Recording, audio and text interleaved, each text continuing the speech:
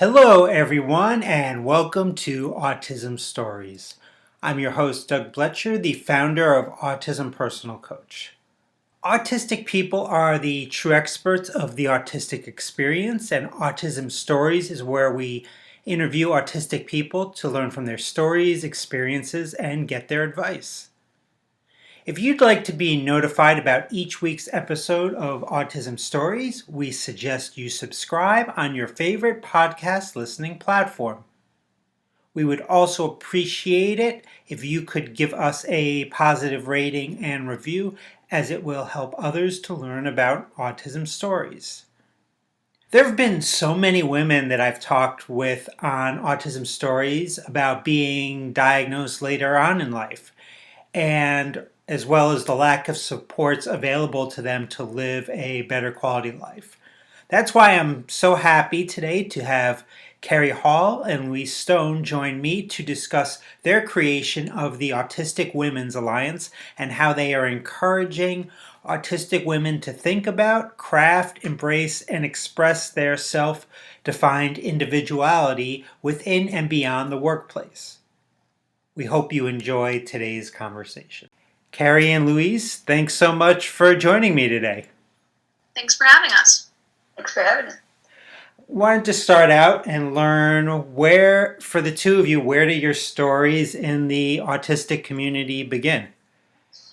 Let's go back to 7 years ago when I was diagnosed. It was sort of like an intervention with my parents, so to speak. Like I was doing, and Louise, our stories are kind of similar, but basically I was doing a lot of contract work, and the gaps of unemployment was getting longer and longer. And they saw like a news segment, Autism at Work program that SCP did. I live in the Bay Area. So they told me about that and said, well, maybe you should try to get in. And I was already a client of Department of Rehabilitation because I'm hard of hearing. So I had to kind of basically try to get a diagnosis, and that was very much a struggle because I'm a woman, I'm verbal, got a lot of hang-ups. It took about 6 months. 2 psychologists and my parents, and my insurance wouldn't pay. But I think the money. My parents gave me the money, but it was worth it. I think get that validation, and then from there, I just kind of plummeted forward, and I had to really, really push for it and really advocate for myself. And part of it was, and I got into the Autism at Work program at SCP, and I've been there for about 6 years. For me, my story is like kind of weird. So I was in high school, and basically I went to boarding school. It's important. So I lived in a different state than my parents, and I was like 17 at the time. And being a teenager, that didn't really occur to me that I was a minor. And so I needed to go to the hospital for some medical tests. So I was having what I thought were heart problems. And so the health center at my school was driving me and dropping me off. And they were like, do you need someone to come in with you? And I said, no, it's fine, just drop me off. And when I got there, I think I was just kind of overwhelmed with everything. And I think I wasn't communicating very well. I think I was acting very autistic, basically. And they asked me like where my parents were. I said they're in a different state. And they made me talk to a social worker because they essentially thought that I was like an abandoned minor in a different state. And I'm pretty sure that social worker has a son that was on the spectrum, because she then cleared me to like go do my medical test or whatever, but also had me like talk to a psychiatrist at the time. And they kind of then brought up the whole thing for me, and I did the whole thing, and then I was diagnosed at that point. But I sort of like rejected it entirely because I only knew the stereotypes about, Sure. Little boys with trains. And then probably a few years ago, when I was in my early 20s, I rekindled my autism diagnosis and kind of did a full 180, because now I'm part of AWA, and I also work in the autism world. I work for Auticon, which is autism hiring. Now, Louise, you mentioned AWA. The two of you are part of the Autistic Women's Alliance, which is an autistic-run organization that encourages autistic women to think about, craft, embrace, and express their self-defined individuality within and beyond the workplace. Why was it so important to create an organization like this? When I was at SAP has a really good mentoring program, and however, it was really based on neurotypicals doing the mentoring of autistic employees. Mm-hmm. I kind of felt like, well, so in the mentoring program, it's more having to do with social, like helping out with social, like how to get people to have lunch with you, stuff like that. Not really career mentoring, a little bit different. But when I ran like a women's group at SAP, I kept feeling like we could be doing this. We could be doing like peer mentoring. We could do better, actually. And I felt like that's kind of where the idea came from. And I was running SWAN, SAP Women's Autism Network, several years ago. And then when I started doing external conferences, then I started to meet other autistic women that worked for companies like Google. And initially, before Louise came, was myself another SAP employee, a true Google employee. But we weren't really on the same page of what we wanted. I think we wanted more like a ERG, like collection of ERGs from different companies.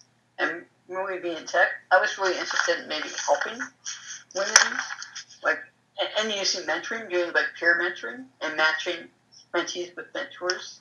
And then Louise and Cassandra came along that really started the group as we know it. Now, I read that the Autistic Women's Alliance has virtual coffee chats. I'm a big fan of coffee. I couldn't survive without it. And those have been your most popular offering.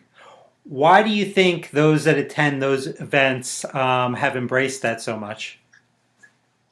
Yeah, well, right now it's our only official offering because we are brand new and we are working on getting more offerings. But, you know, we've found that for whatever reason, a lot of this just has to do with, autistic women and people of marginalized genders in general. But most of our members are either later diagnosed or currently self-diagnosed and in the process of seeking a diagnosis. And so because of that, getting a community of people that are like-minded and sort of understand the struggle, so to speak, is really important. And so we've had a lot of growth in these chats. It used to be, like 5 people, and now we have, like 30 people on a chat from all over the world. We've had people from Australia, the UK, Canada, and all over the US. And people just, I think they feel heard, they feel that they have a connection, and like it's a non-judgmental space where they can really talk about things that they struggle with. So far we've done pretty, meaty topics. We're planning on doing some lighter topics in the future as well, but there are things that people really want to discuss and they don't have anybody to discuss it with that will understand. So I think that's why they've been really popular. Yeah, and I think, like, to kind of expand what you're saying, because it's safe space. It's a safe space that's really like to draw. For a long time, it was kind of stalled due to accessibility issues, trying to get the right kind of platform for the chat. But it's really kind of, we started off being very informal. We didn't have a lot of topics at first, but now when we started getting more topics, now we have people that come regularly, which is great. But we always have a lot of new people, which is awesome. So we're trying to look at different ways of changing out. Eventually, I think we're going to have like some people that are in a group that want to present or share something they know. And we have somebody that's interested in sharing being an entrepreneur, how to set boundaries as an entrepreneur. That's going to be a topic that she'll do, I think, late summer, and start expanding our offerings as we go. Now, I've interviewed so many autistics that are transgender or non-binary, so I was pleased to see that the Autistic Women's Alliance talks about your organization being a space for non-cis folks. Can you talk about why that's so important, especially in relation to employment? Well, in terms of employment, actually, I'll just start in terms of autism first. So in terms of autism, there's been some studies recently that show that autistic people in general, there's a much higher incidence of gender diversity than the non-autistic population. So for any autism organization to not be inclusive, you're just going to, isolate a lot of people of our community. So it's a huge part of our community.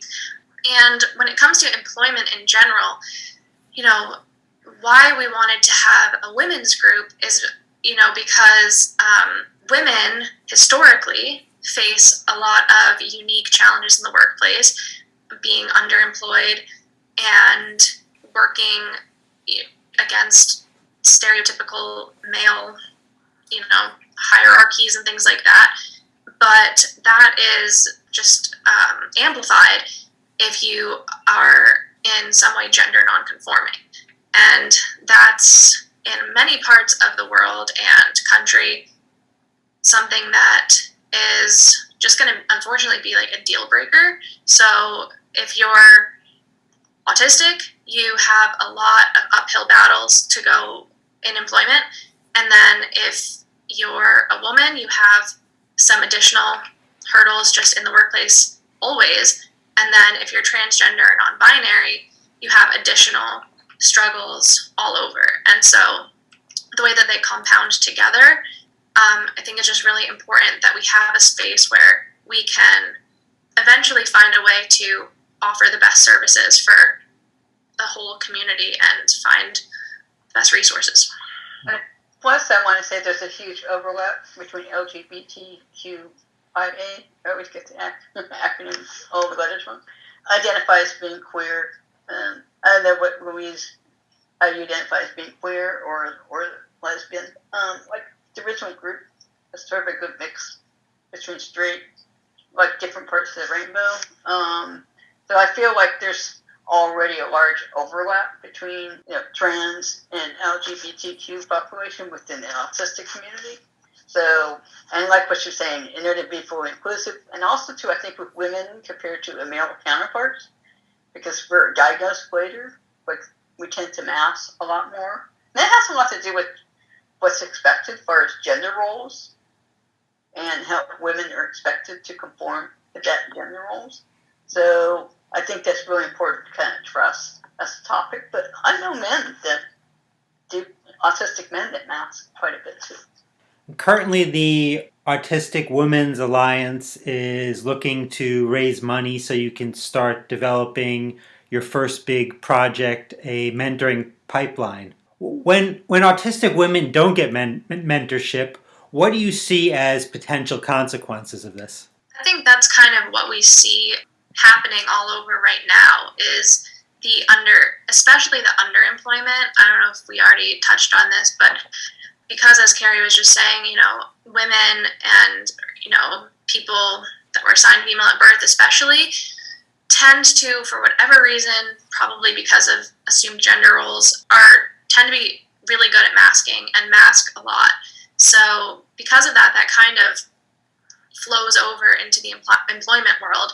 And so unlike a lot of people, we tend to be able to get past the interview stage and get a job, but not the job that we want, or maybe we get a contract job, or we're always the first one to be let go as soon as there's cuts to be made because we've just never really made that connection to make us memorable for someone to stay.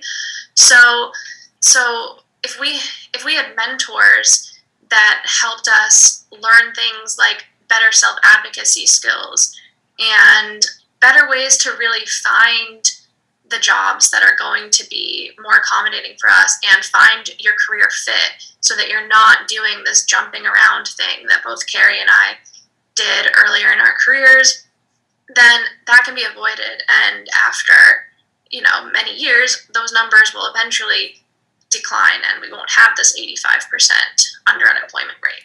Part of mentoring too is like a certain area that you're interested in. Let's just say if you want to go into data science, well, maybe we can, if we have a data scientist as a mentor, you can become a mentor and then kind of give them do informational interviews, help them. What does it need to do if they want to go to data science?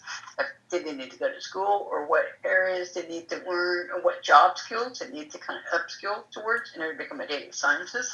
That's like important, like what industry, what skills that they need in order to go into that. But certainly, and even though mentoring is like our main, like our core mission, we want to expand that to eventually bring in job coaches as something separate from mentoring. But mentoring is like the one thing we need to like sort of build, and that includes bringing in like training. Identify somebody that could do some of the training, which would cost us money since we don't have somebody who could do this in house.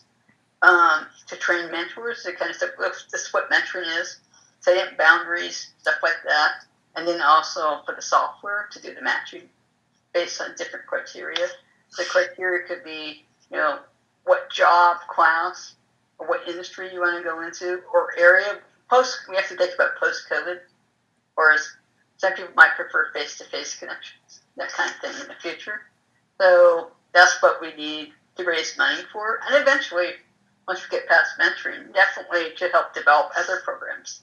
And that's where we're bringing in job coaches to help people like with their resumes and interviewing and those kind of skills too, down the line. And then for our listeners that want to learn more about or donate money for your mentoring project, how do they go about doing so? You could probably go to our website, and we have a little GoFundMe button on there, or you can just look for us on GoFundMe or Facebook, off our Facebook page. We have that too. Yeah, we have it pinned, I think, on most of our social medias, or we share it pretty regularly. So if you search through any of our social medias, Twitter or LinkedIn, we're under the same name, Autistic Women's Alliance.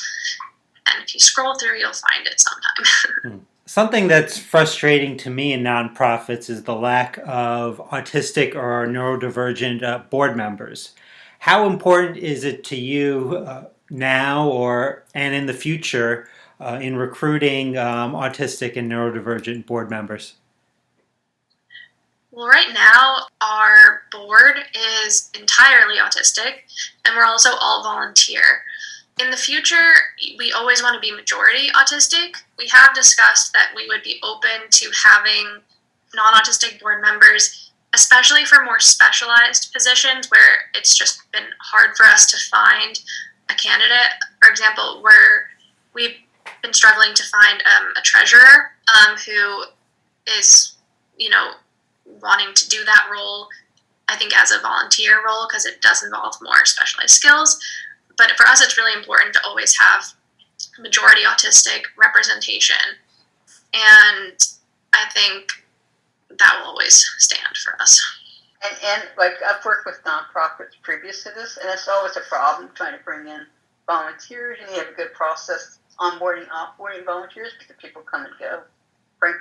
Particularly if you're all volunteer organization, people tend to want to go for a job if they need to get a job. So, but ideally, we would want to have as many autistic people as possible help running an organization. And one thing we really would love to have more of is people of color. That's one thing we're kind of lacking, but we're starting to get more members. There are people of color, which is great. Now we need to get a little more involvement. And I can see that might be something they need to do slowly because we don't want to give them too much work to do. We just need to be able to have enough people who can kind of balance the workload and stuff like that. So we definitely would love to see more of them. And eventually, it would be really great if down the line we can pay people, and then we're, working against the unemployment rate by employing autistic people as well. And then obviously for any paid roles, we would want to prioritize autistic people for that reason. And even before we can pay people, when we have a board member or even a volunteer, we want to make sure that we can have whatever volunteer work or board work they're doing, look good on their resume so that we can help them in their job search in that way too. And, we can be recommenders for them and things like that too. Well, I was probably about a decade ago now. I was the president of a nonprofit for 2 years, so I know the challenges of running a nonprofit. So I definitely appreciate Carrie and Louise what you're doing, and keep up the great work. And thanks so much for joining me today. Yeah, thanks for having us. Thanks for having us. That's awesome. Thanks so much to Carrie and Louise for the conversation. To learn more about the Autistic Women's Alliance, check out the link in the podcast description for this episode. If you would like to learn beyond this podcast how Autism Personal Coach can help you to reduce your daily overwhelm and get the things that you need and want in your life, then book a Zoom call with me today. A link to book the free call can be found in the podcast description of this episode. If you'd like to be notified about each week's episode of Autism Stories, we suggest you subscribe on your favorite podcast listening platform. We would also appreciate it if you could give us a positive rating and review, as it will help others to learn about autism stories. On next week's episode of Autism Stories, we will have a conversation with Kirsty Clark about the Neurodiversity Unbroken Facebook page. Until next time, I'm Doug Bletcher of Autism Personal Coach. Talk to you then.